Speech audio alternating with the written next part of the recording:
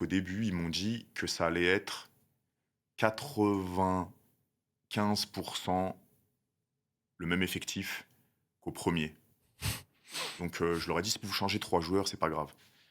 Et on arrive à genre, 1 mois de l'event et ils m'envoient la liste, de joueurs l'après-midi du soir où ils doivent annoncer la liste de joueurs. OK, donc genre limite 3 heures avant l'annonce. 3 heures avant leur annonce de liste de joueurs, ils m'envoient la liste. En mode, «On t'envoie ça, mais en vérité, tu pas le choix».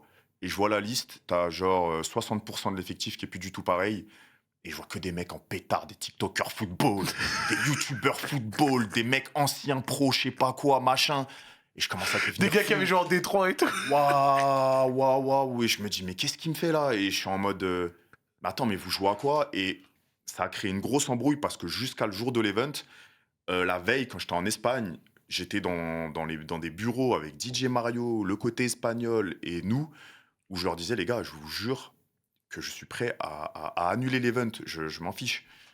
Heu, bon, il y avait un peu une moitié de bluff parce qu'en plus, il y avait des Français qui s'étaient déplacés. Ton magazine, c'est un peu égoïste, je pense, de faire ça. Il y avait tous les joueurs qui se sont déplacés, on s'est entraînés.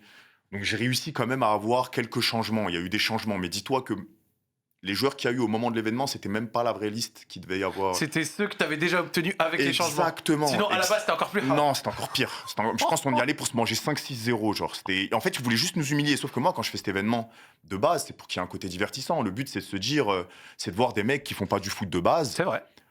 les voir Accompagné de quelques mecs avec un peu de niveau pour et rendre ça le donne un match un mix. minimum Et ça agréable donne un mix, et ouais. ça donne un mix parce que tu vois des mecs sortir de leur zone de confort, des mecs même qui ont peut-être jamais joué au foot, Mmh. qui s'y entraînent et c'est ça qui est divertissant en vérité. Voir des mecs qui savent jouer au foot, créateurs de contenu, s'affronter entre eux, autant appeler des mecs de natte et nous on joue pas et on les laisse jouer. En fait, au final, ça s'appelle la Kings League. Oui, ce que j'allais te dire, ça s'appelle la Donc, Kings League, ça.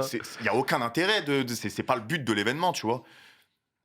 Et c'est le premier aspect sur lequel ça s'est mal passé. Il y en a eu d'autres, bon, on l'a vu, le racisme, l'arbitre, l'arbitre qu'on avait rien à foutre du match, hein, Oh. qui était à la rue, enfin, je sais même pas qui c'était ce mec.